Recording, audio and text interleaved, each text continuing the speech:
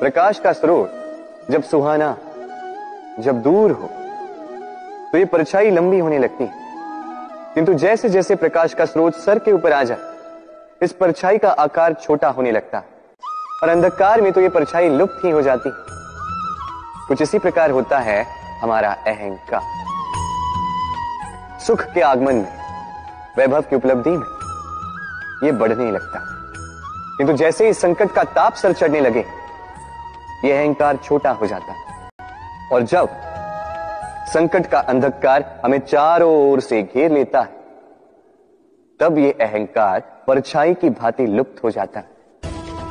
तो वैसे भी आपके जीवन में संकट का आगमन आपके अहंकार का तो नाश कर ही देगा, किंतु इसके लिए संकट की प्रतीक्षा ही क्यों करनी?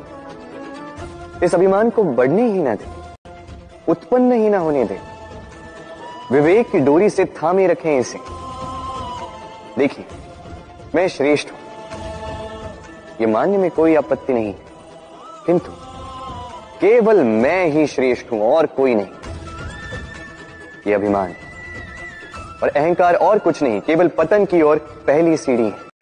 तो इस जीवन में पतन की ओर नहीं, प्रेम की ओर बढ़े। पुस्तिका कितने काम की वस्तु है। कहानी हो, कविता हो, संस्मरण हो, इसमें जो भी लिख दोगे तो भविष्य के लिए धरोहर बन जाती। किंतु यदि कभी ऐसा हो जाए कि ये पुस्तिका मैली हो जाए, या किसी पन्ने पर आप भूल से स्याही गिरा दो, या कोई वाक्य लिखते हुए आप कोई भूल कर दो, तो आप क्या करते हैं? क्या इस पुस्तिका को उठाकर फेंक देते हैं? नहीं, केवल एक पन्ना फाड़ देते हो ताकि ये पुस्तिका पूरी सुंदर रहे। इसी पुस्तिका की भांति होते हैं हमारे संबंध, और वो एक पन्ना, एक भूल। तो यदि किसी संबंध के मध्य में किसी से कोई भूल हो जाए, तो उस भूल को संबंध से दूर करना उचित होता है, उस भूल को भुला देना उचित होता है, ना कि वो संबंध तोड़ना। उस संबंध को सहेज कर रखें, क्योंकि भूल तो सभी से होती है।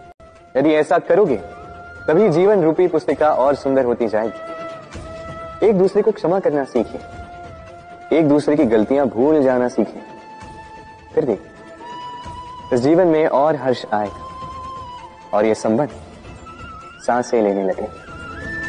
इस पौधे को देखिए, कितना कोमल, कितना लचीला। यदि इस पर थोड़ा सा भी दबाव डालें, झुक जाता है। पौधे तो होते ही ऐसे, थोड़ा सा दबाव डालोगे झुक जाएंगे इनके लचीलेपन के कारण। किंतु इनका यही लचीलापन आंधियों में, चक्रवात में इन्हें टूटने से बचाता है। यदि इनके स्थान पर कोई अकड़े हुए वृक्ष हो, तो पवन की तीव्र गति को वो सह नहीं पाते, उसका सामना नहीं कर पाते, टूट कर गिर जाते। कुछ इसी प्रकार होते हैं हमारे संबंध भी। यदि इनमें वो लचीलापन ना हो, अभिमान की दृढ़ता, तो ये संबंध बिखर जाते हैं। तो लाइए ये लचीलापन अपने संबंधों में, ताकि कल यदि कोई समस्या आए तो ये संबंध टूटे न। तनिक से आकाश में देखिए, सूर्य भी चंद्रमा को देखकर झुक जाता है। हम तो साधारण से मनुष्य हैं, तो संबंध को झुकाना नहीं, संबंध के समक्ष झुकना सीखिए। चंद्रमा कितना श्वेत, शुभ्र, कितना सुंदर। किंतु यदि आप गौर से देखेंगे तो इस चंद्रमा पर भी धब्बे हैं। और क्या इन धब्बों के होने के कारण इस चंद्रमा का महत्व कभी कम होता है? कभी नहीं। इसका कारण है चंद्रमा के निरंतर प्रयास। तनिक इस आकाश में देखिए, यह अंधकार सदैव प्रयास करता है चंद्रमा पर हावी होने का। ये चंद्रमा हर समय इस अंधकार से लड़ता रहता है। अमावस्या से आरंभ हुई चंद्रमा की यात्रा पूर्णिमा तक पहुंच ही जाती है, और इसीलिए इस चंद्रमा की पूजा होती है। इसीलिए इस चंद्रमा को महत्व दिया जाता है। इसी प्रकार यदि आप में कोई दोष हो, कोई बुराई हो, तो कोई बड़ी बात नहीं है। प्रयास कीजिए कि उसे सुधार सके, किंतु इसके कारण स्वयं को नकारा मान लेना, यह अनुचित है। स्वयं की भूलों को, स्वयं के दोषों को, स्वयं की बुराइयों को भुलाकर तनिक इस संसार की भलाई की ओर तो प्रस्थान कीजिए। आप देखेंगे कि आपके भीतर का तेज उभर कर निकलेगा। इन चींटियों को देख रहे हैं आप, सभी एक जैसी, एक दूसरे में अंतर बता पाना असंभव, मानो जैसे इनका अपना अपना भिन्न अस्तित्व है ही नहीं। किंतु यदि आप ध्यान से देखेंगे तो हर चींटी की अपनी भिन्न कार्यशैली, अपना भिन्न अस्तित्व है। कोई घर बनाने के लिए मिट्टी लाने में सक्षम, कोई ढेर बनाने में सक्षम, कोई भोजन ढूंढने में सक्षम, तो कोई भोजन लाने में सक्षम।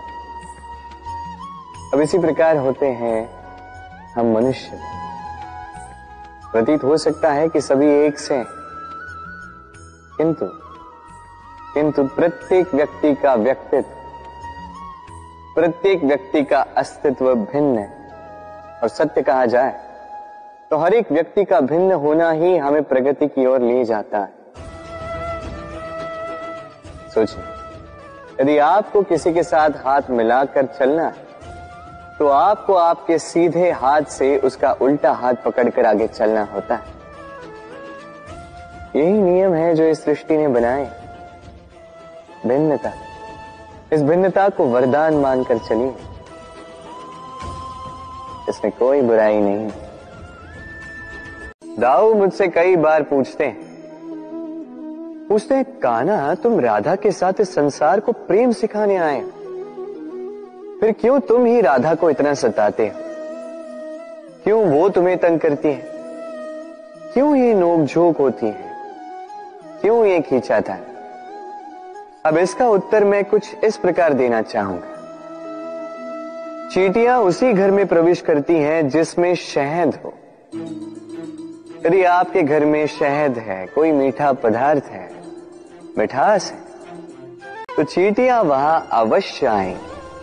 कुछ इसी प्रकार होते हैं हमारे संबंध। तो इनमें छोटी मोटी लड़ाइयां, नोक झोंक, रूठना मनाना, ये सब तो चलता रहेगा। विशेषकर उन संबंधों में जिनमें मिठास हो। स्मरण रखिएगा, जिन संबंधों में कोई नोक झोंक नहीं, कोई रूठना मनाना नहीं, कोई छोटी मोटी लड़ाइयां नहीं, वो संबंध केवल और केवल मस्तिष्क से निभाए जा रहे हैं। मन से प्रेम कीजिए और इन छोटी मोटी लड़ाइयों का, इस खट्टी मीठी नोकझोंक का आनंद उठाइए, क्योंकि इसमें भी प्रेम है।